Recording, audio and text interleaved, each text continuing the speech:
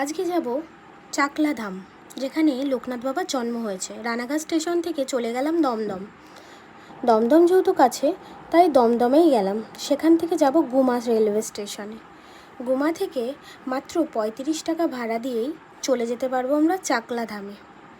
ওখানে বেশি সময় লাগে না, মোটামুটি 15 মিনিটের মধ্যে তুমি চাকলা ধামে পৌঁছে যাবা।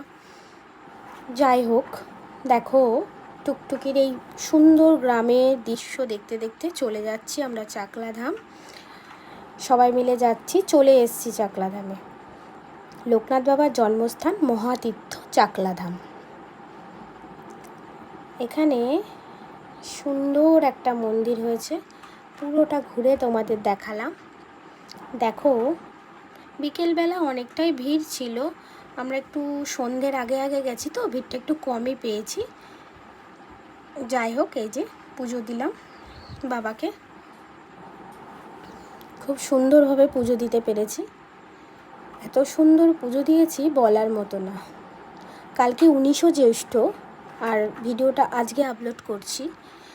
তাই কেউ যদি যেতে চাও চাকলা ধামে, অবশ্যই শিয়ালদা থেকে গেলে গুমা রেলওয়ে স্টেশনে নামতে হবে, দমদম থেকে গেলেও গুমা রেলওয়ে স্টেশনে নামতে হবে, আর বনগাঁ থেকে গেলেও গুমা রেলওয়ে স্টেশনেই নামতে হবে।